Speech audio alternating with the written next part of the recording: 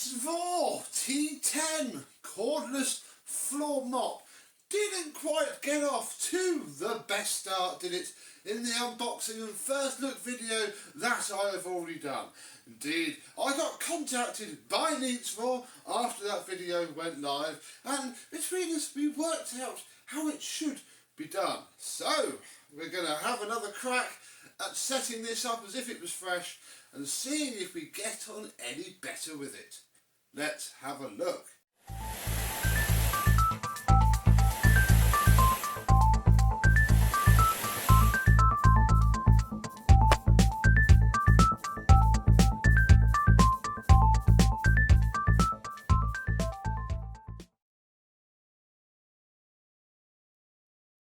Yes, hello my vacuum cleaner chums, how are you today? Yes, as we know, the manual that comes with this is complete trash and apparently will be looked at and fixed in due course, although I haven't yet been given a PDF copy to see and check. So, what you can do first is, yes, you can indeed fill up this water tank and set it aside. But unlike what we did before, you don't want to just pop the machine on and push the button. Also make sure that this is in, because it does leak.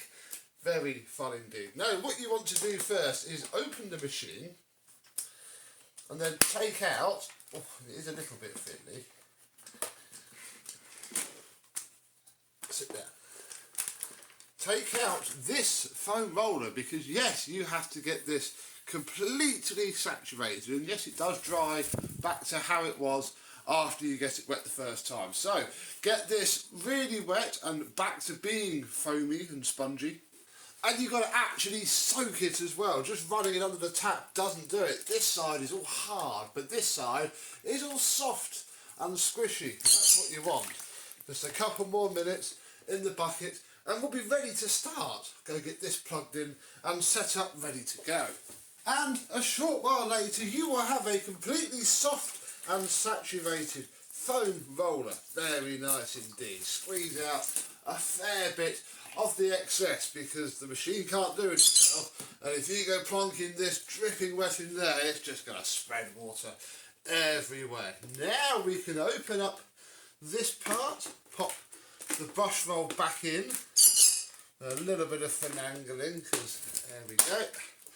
And then, in theory, we are ready to start.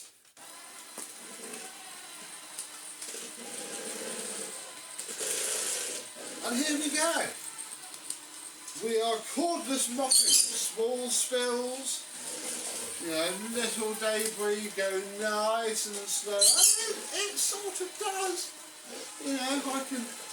I can see it. It's just leaving a little sheen of water on the side, and then it's picking up all the bits, I suppose, that I'm throwing it at.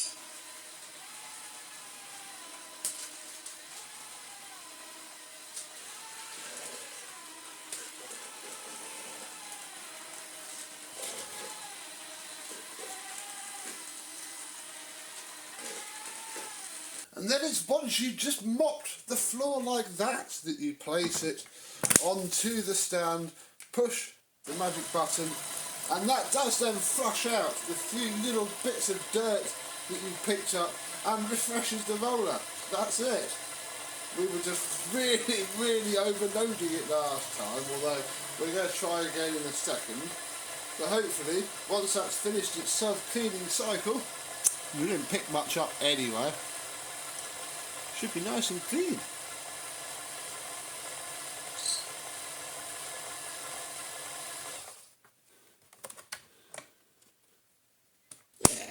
There we go. Still can't pick the thing up without pulling it apart, and yeah, dirt is in there.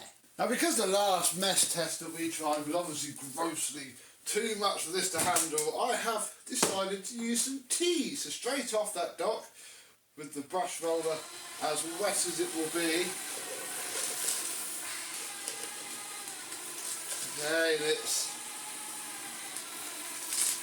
doing better than it did, but because it just can't flush the brush roller off, I don't know how it is getting it.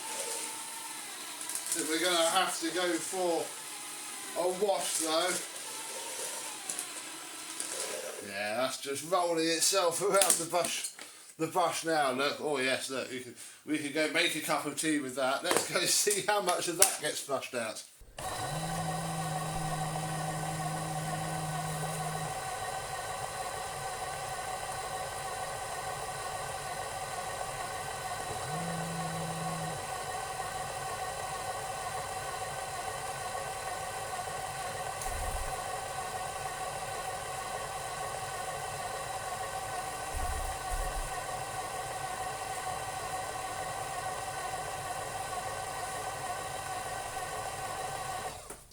None of that came out. Brilliant. Oh, great. Oh well, maybe we won't pick the tea up then. It does just seem to be better for cleaning an already clean floor.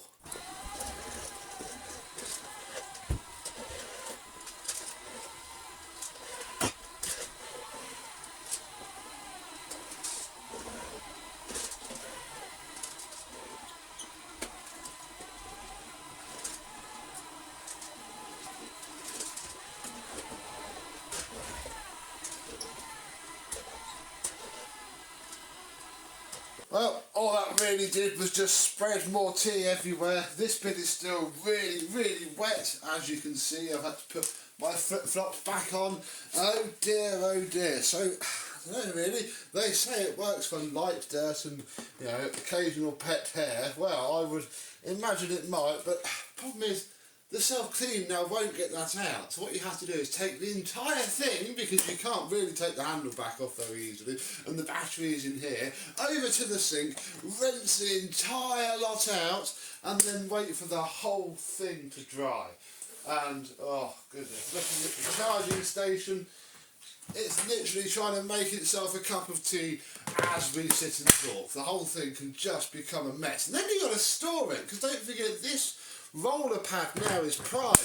So what do? It only took it a day or two to dry back out to how it was in the airing cupboard before. You've got to leave the whole thing wet, really. You can clean it all, but you're best to leave it wet so that it's always damp when you take it off. And then you've also got to be happy for it to just leave the amount of water on the floor that it does leave. So, yeah, still not brilliant. I mean, if you had a quick drying floor, it would be alright, you know, non-slip linoleum perhaps, but it's still not brilliant, even using it within its rough limitations. Oh dear, oh dear. So, it remains to be seen whether Neatsvor actually amends their instruction manual to give the user the key piece of setup information that they need.